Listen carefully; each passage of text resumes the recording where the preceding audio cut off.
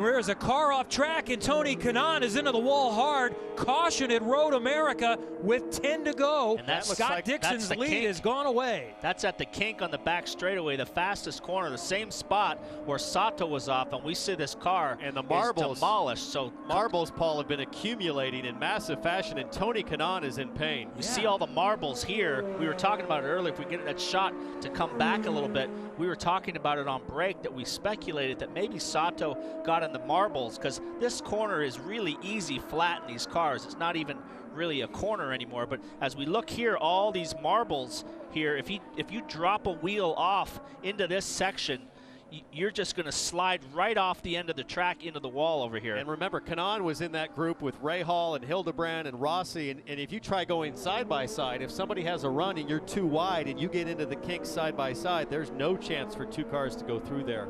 Taking Tony a long time to get out of the car, so we hope he's not hurt. Normally he's a guy that pops out right away, so this is a big hit. This is a 175-mile-an-hour corner. Looks like he's struggling to maybe get the sub belt off or the seat belt to release. So side by side, here we go. Look, he comes out, he's got a run on Rossi. Oh boy. Oh, he breaks his front wing off, then he's got no downforce. Well, not only does he have no downforce, but he's in the marbles. I don't know if he could have made it, Paul, without contact, as dirty as the racetrack is. Let's watch from on board. Rossi get wide.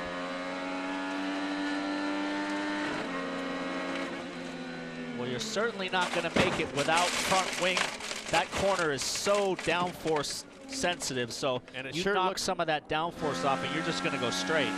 Sure looked like to me Rossi moved over on Kanaan, possibly payback for what happened earlier in the race where Rossi thought Kanaan drove him wide. But that's a dangerous place to play that game of doggy dog, chicken. Side by side, who's going to lift? Mano we mano. How fast is he going there? You know, this is a road course, and there are no safer they're barriers. going 170 exactly. Right there. You're talking oval speeds. And there's Armco. That is old school 1960s Armco at the exit there. And Kanaan's taking a break. He's going to sit down and think about this, because that was a big hit. Back from Le Mans, he had a good finish in Le Mans for his first time there as a rookie. Thoroughly enjoyed it. Lots of traveling. Comes back here, and it's been a tough weekend that ends with a huge crash.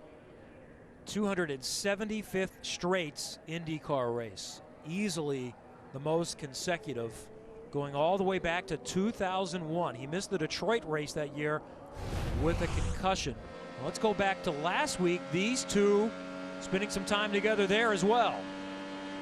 Alexander Rossi low, Dixon inside, Kanaan high, Ganassi sandwich. Rossi came out the worst in that situation.